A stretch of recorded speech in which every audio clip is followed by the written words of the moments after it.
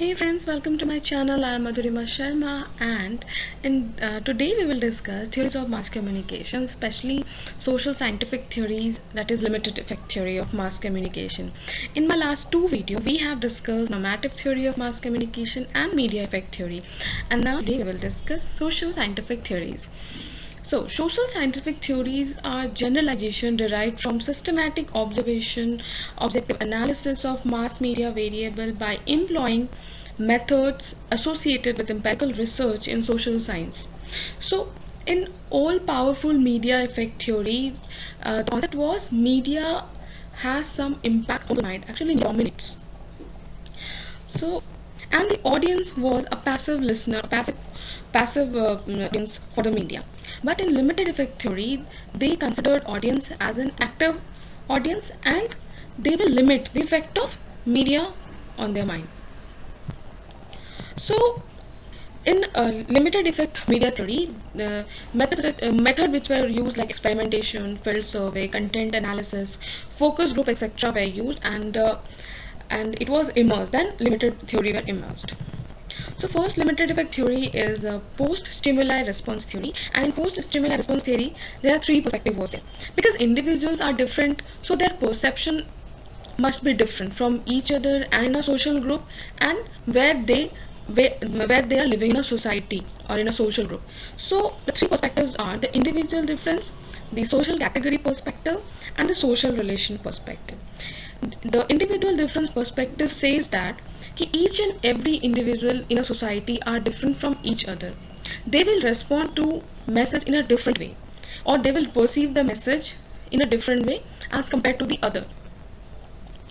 And the social category perspective argues that the person who have similar background, like they are of same age, their gender, their income level, etc., they will perceive the message, or they will respond the message in a similar way.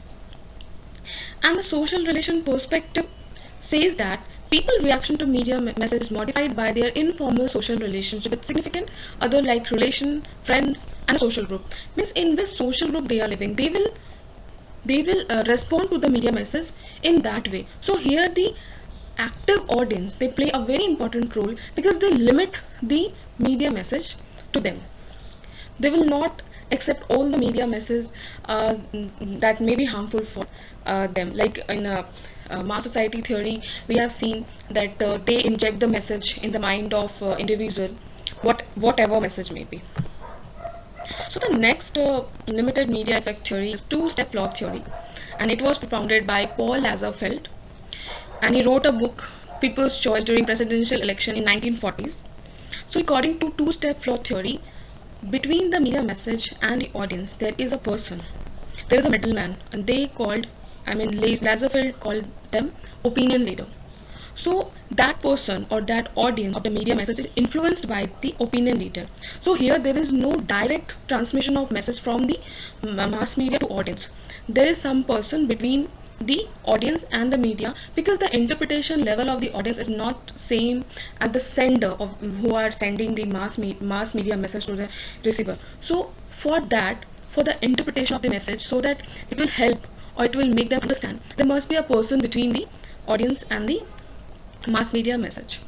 So that is called, they are called opinion leader. And along with Lucas, he published a book, Personal Influence, in which he provided the further evidence of this theory. So the two-step law theory suggests that opinion leader pay close attention to media message and pass on their interpretation of media message to other. So unlike hypodermic needle theory, the two-step law theory maintains that audience are active participant in the communication process. And it states that media message pass through opinion leader to opinion follower. So here opinion follower is the audience or the person who is receiving the media message through opinion leader. Two-step law theory was later modified to multi-step and n-step law theory, since opinion leader also have some opinion leader, and so on continuously it's go on. The next theory is dissonance theory or the selective process. So dissonance theory. It is given by Leon Festinger in 1950s, and the theory seeks to explain how people reduce psychological discomfort and achieve emotional equilibrium in the face of inconsistent belief and behavior. Things which you don't believe or the audience don't believe, they will not receive that. They will never accept that message. The idea in dissonance theory is that any information that is not consistent with the people already held values and belief, that will create psychological discomfort, and this is known as dissonance, that must be relieved. And this is because people generally work to keep their knowledge of themselves and world consistent with their pre-existing belief. So whatever they already know, they want to receive that message only, pre-existing belief. Like if they don't want to listen the elements, anything from the other cultural background or other cultural thing, they only want to listen about their religious thing, their tradition. So this is selective process. Here people select what message they want to listen. So what happen at time if a person to try as much as possible to make something that are not psychological, not consistently aligned to his value and belief through a variety of ways. So way here means selective process. So some psychologists see selective process as a defense mechanism. That's why this is known as limited media effect theory.